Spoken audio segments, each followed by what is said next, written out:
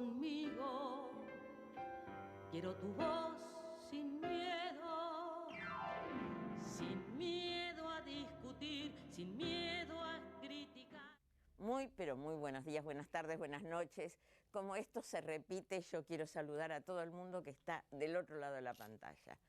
¿Cómo lo pasaron el Día del Amigo? Yo fantástico. Fantástico porque trabajando, celebrando el cumpleaños de mi hija, celebrando a los amigos y deseando que el invierno se termine. Ya falta menos, vio que los días se van acortando. Bueno, no hace mucho se cumplieron 10 años de la partida física, pero no de su alma que sigue dando vueltas, de alguien que quise mucho, de un gran amigo, que muchos lo quisimos mucho, que se llama y se llamará Fernando Peña. Único, irreproducible, y siempre me gustó, y a él le hubiera gustado, estoy segura, que se lo recuerde con alegría. Y alguien que estuvo mucho tiempo al lado de él, lo recuerda escribiendo un libro. Acá está el libro.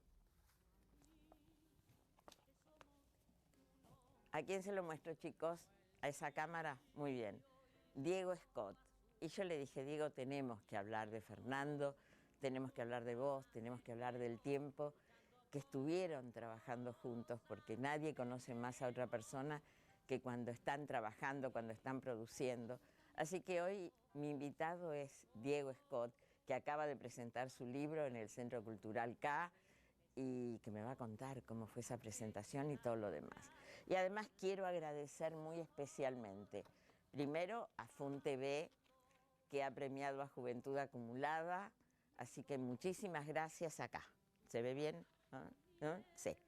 Muchísimas gracias a la gente de FUN-TV porque amo ese programa, es parte de mi vida y que los demás lo quieran me parece fantástico.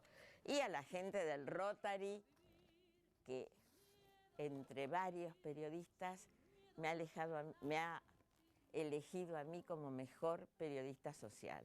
Y eso también me encanta porque creo que los periodistas tenemos un deber con la sociedad y es ser el puente, ser la voz de los que no tienen voz. Así que muchísimas gracias al Rotary, muchísimas gracias al FUN-TV. Vamos a una tanda y enseguida volvemos con Diego Scott. Laurita me mata, está enferma, le mandamos un besito para que se mejore, pero me dice, no te olvides de decir que tenemos un montón de entradas ahora que empiezan las vacaciones de invierno para espectáculos para chicos. Tenemos Coco Liso en el No Avestruz, Olas de Papel para 6 meses a 3 años, sábados a las 17, Tatán para 6 meses a 3 años, domingos a las 16, Va y Ven hasta los 3 años, domingos a las 11:30. Mío, de mí, para niños de 3 a 10 años y Pequeño Pez musicando infancias en El Tinglado y en Alparamis. Así que llamen 4826-4248 o llamen al teléfono de Laura 154-172-4515 que luego sortearemos las entradas. Y abuelos, paciencia, empiezan las vacaciones de invierno, los papis trabajan, así que a pensar cuentos. Vamos a una tanda. Sin miedo a discutir, sin miedo a... Nos estamos tomando un rico cafecito. Laura no vino, pero viste que Monchi es un fenómeno, así que nos ha traído el cafecito igual. Bienvenido, Diego. Gracias, Fanny, gracias por invitarme. ¿Estás laburando con la nata? Sí, estoy trabajando con Jorge. Nos hemos cruzado en el canal. ¿Qué estás haciendo? Una especie de dirección, me meto un poco en el guión de lo que es el sketch de humor y Me mata de risa el sketch de humor, te digo. Además, la Florimonti es una genia. Sí. Me la encuentro a veces, viste, en maquillaje. Fantástica. Sí, son todos muy talentosos, son actores e imitadores muy talentosos todos y además es un trabajo difícil muchas veces porque es una jornada de grabación en la que tienen que hacerse máscara una vez y después subir y cambiarse y hacerse otra y cada una de ellas lleva 1 hora, hora y media, así que... Pero además, ¿sabes qué me llama la atención? Que me pasaba con Ariel Tarico, que compartíamos el programa de radio cuando estábamos en Animados, que se meten en el personaje. Sí. Y vos te podés poner a discutir con el personaje. Y es fantástico, es lo que le pasó a Lilita Carrió el otro día en Con el programa de Fátima. Mirta Legrand con Fátima. Sí. Llega un momento que decís todo lo que querrías decirle al otro. Sí, sí, sí. Además ellos andan caminando por los pasillos del canal, que te los habrás cruzado. Sí, Y más de una vez, son claro. ellos. Sí, sí. Son- Vinieron incluso al programa de Mariana un Claro. día, así que no, es fantástico. Radio, No, radio ahora no estoy haciendo. No, dejé de la Rock and Pop a principio de año y bueno, justamente como se me liberó bastante tiempo, no tener la rutina diaria de ir todos los días a la radio, pude empezar a hacer otras cosas como estás el haciendo programa. lo de, ¿cuánto hace que estás haciendo lo de la TV pública? La a TV la pública noche. es el tercer año ya. Claro. Sí, cada noche. Programa fantástico. Sí, es muy lindo. ¿Tienen velas o tienen lucecitas? Porque me Son- intriga eso del No, estudio. son lamparitas, todas lamparitas. El Pero programa dan- de las lamparitas. Da una sensación muy linda de intimidad, ¿viste? Sí, sí, es muy lindo de hacer porque además cuando estás ahí conversando también te abstraes y estás solo. No, es todo, estás muy contenido dentro de eso y te olvidas un poco. Las cámaras están lejos. Diego, contame, ¿dónde naciste? Yo nací acá en Buenos Aires, en Belgrano, en la Clínica del Sol. Ah, mira vos. Sí. Ya eras de la época de las clínicas, yo era de la época de los hospitales. Ah, No había clínica. sí. ¿Y cuándo se te dio por los medios de comunicación? Descubrí, qué? cuando descubrí la radio, en realidad de chico siempre me llamaron un poco la atención, pero descubrí la radio a los 16, 17 años. En mi casa no pasaba mucho ni con la tele ni con la radio, se escuchaba poca música, no, era más literatura por el lado cultural en mi casa. ¿Tus viejos de- qué hacían? ¿Qué hacen? Mi viejo trabajado en distintas empresas como ejecutivo y mi madre nos dedicó a nosotros y se estudió letras, se recibió y después estudió alemán, le gusta estudiar. O sea que tenías una buena biblioteca en casa. Hay una buena biblioteca, sí, pero no la leí, por eso terminé en los medios. No. No te creo, pero no importa. Pero de repente descubrí la radio y que podían pasar cosas divertidas en la radio. Para mí la radio era solo música y lo descubrí a los 16 años, 15, 16 años. Y ahí me empezó a fascinar y lo que más quería en la vida era trabajar en un programa de radio en los que se reían y se divertían, como los que hacía Pero te fuiste a Lalo. hacer economía. Te fuiste a hacer un Y programa. bueno, lo que ¿Cómo pasa fue? es que mientras tenés un mandato, viste, una cosa en la cabeza del camino que tenés marcado, el lado rebeldón por el otro sigue buscando qué cosas hacer. Y bueno, y lo escuchaba Lalo, lo escuchaba Pergolini, escuchaba todos esos programas de la Rock and Pop en fines de los 80, Qué buena principios de los época. 90.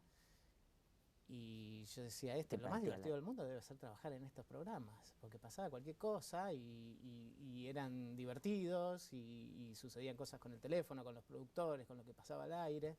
Y eran espontáneos. Y eran tenían su parte espontánea y su parte preparada Sí, también. pero es como Eran muy saltar sin red. frescos. Sí. Exactamente. Sí. Y además la radio era el medio descontracturado por excelencia, ¿no? En esa época en donde la televisión todavía tenía esa cosa un poco más formal, por la radio pasaba la rebeldía.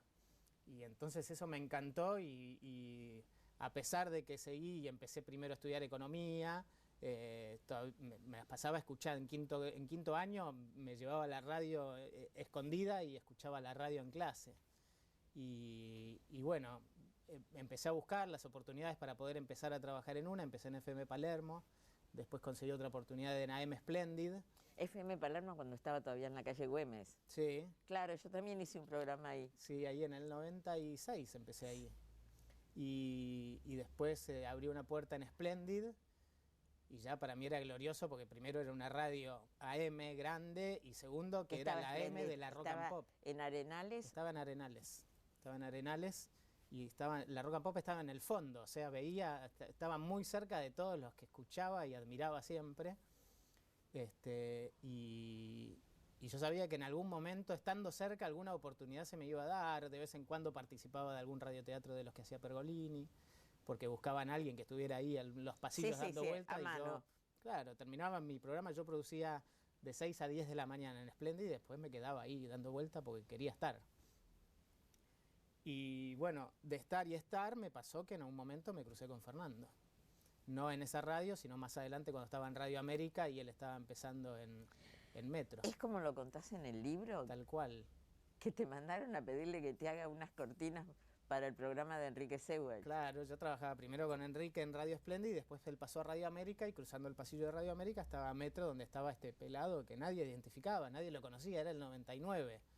No se conocía el nombre de Fernando Peña. Sí, conocíamos a Milagritos, pero yo pensé que era una señora de verdad, Milagritos. Milagritos López. Ahora te voy a contar mi historia con Milagritos. Era cubana y era una de esas cubanas que encontró Lalo en algún viaje, pensaba yo. Y Enrique Sebache me dice, anda a pedirle que hace Milagritos que nos grabe unos separadores. Y me quedo mirándolo como pensando que si Milagritos es una señora, acá no está, no. No hay ninguna señora Claro, acá. y ahí es donde pasé del otro lado de la Matrix de Peña y descubrí que Milagritos era Fernando y después descubrí que un montón de otra gente que yo había estado escuchando en distintas radios en otras épocas también era Fernando, como cuando escuchaba a Dick Alfredo en Energy. Y fui caminando y crucé y entré en ese estudio y no me fui más, porque terminaba el programa de Sebach y había arrancado 1 hora el de Fernando y le quedaban 3 todavía y esas 3 horas yo me quedaba ahí hasta que un día me hizo entrar al aire para hablar de economía y ahí empecé. Tenía un nombre el segmento ese, Sí. ¿cómo era? Me voy en seco con Scott. Siempre alguna connotación sexual tenía que ponerle Fernando. Vos sabés que yo estaba haciendo la FM Palermo y mi locutor era Pablo Bricker. ¿Lo conoces a Pablito? Sí, claro. Que habíamos sido compañeros en Red de Noticias. Entonces un día me dice, ¿por qué no lo invitamos a Fernando Peña? Yo le digo, Fernando Peña, lo odio. Le digo, porque en casa mi empleada escucha un programa de radio donde hay un personaje que se llama Por el Orti y que siempre se pelea con una periodista y le dice, pero usted, Fanny, no entiende nada de nada. Sí. Le digo, y lo odio. Ese tipo un día que lo agarre le voy a decir de todo. Me dice, Fanny, no, y encima yo le digo, ¿sabes a quién quiero invitar? Le digo, yo quiero invitar a Milagros López, que estoy enamorada de esa cubana. Los sábados a la tarde me prendo a Radio del Plata. Le digo, la sacó a Olga Guillot por radio. Me morí. Digo, y además nadie pasa boleros. Esta mina es un... Me dice, me mira así, Pablito, y me dice, Fanny, Milagros López es Fernando. ¿Querés ver que es Fernando Peña? Ahora lo llamo. Y lo llama por teléfono. Y así nos conocimos con Fernando. No te Yo puedo creer. estaba enamorada de Milagros. Yo no salía los sábados a la tarde por escuchar Vereda Tropical, que era Radio del Plata. Radio del Plata. Sí. Sábados a la tarde. Te digo, era una cita de honor, porque yo amo los boleros y no hay tanta gente. Y además contaba las historias de cada bolero. No se puede. Bueno, son esas cosas increíbles que tenía Fernando, que cómo puede ser el mismo tipo que hacía Por el Orti, que decía, o que hacía Dick Alfredo, el Palito, y se iba a la banquina todo el tiempo. Después podía hacer 2 horas de un programa en donde nunca se le escapó absolutamente nada. Y la historia de cómo también le dieron el programa también está en el libro de que el gerente que no le creía.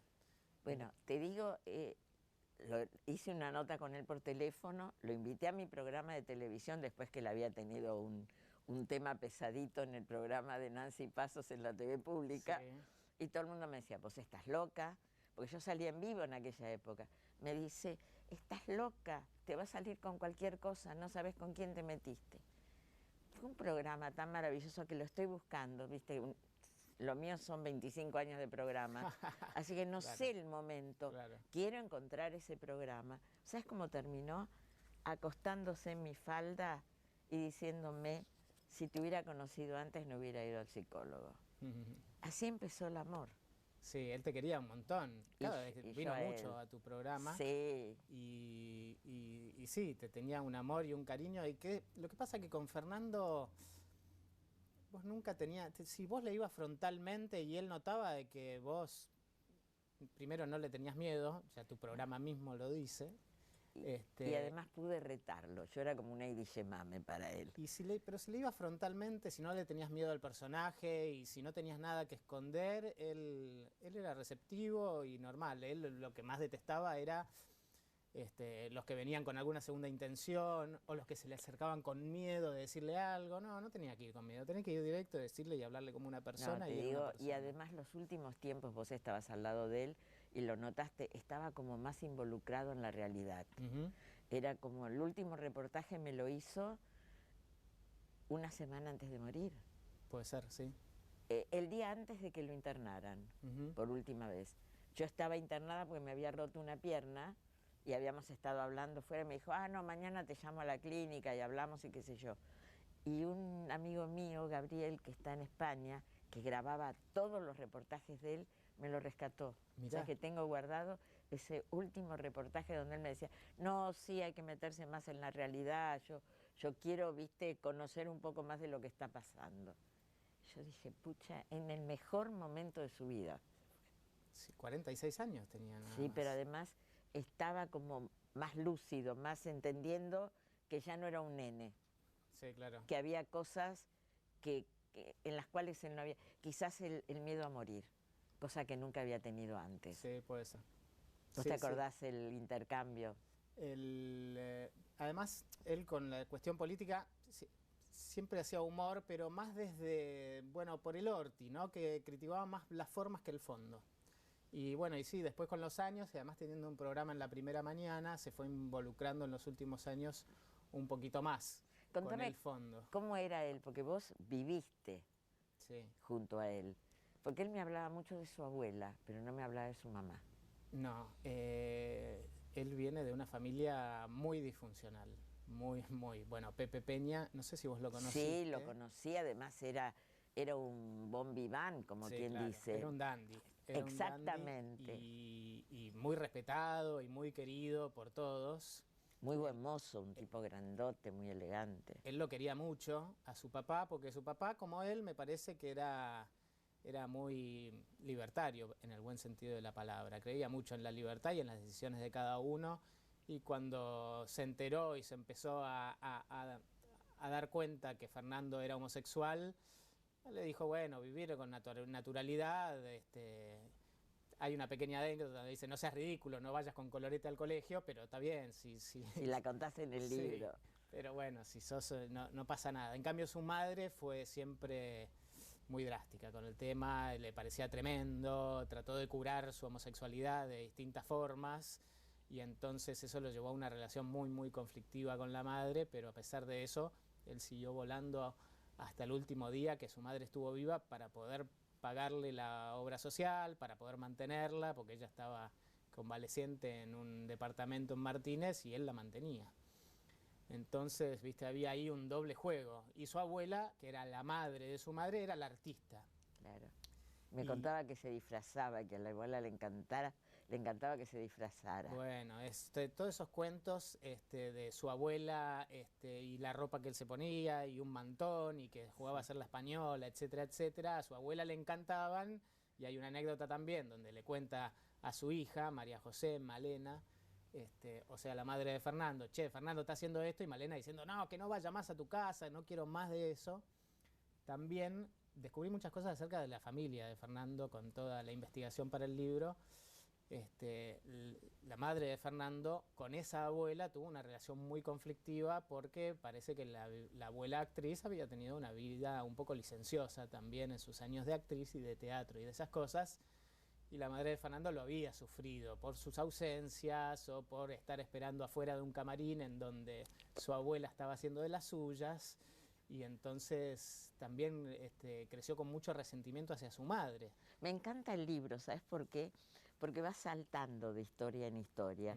No es un libro lineal. No. Es como que te vas acordando de anécdotas y de cosas que viviste o de cosas que él te contó.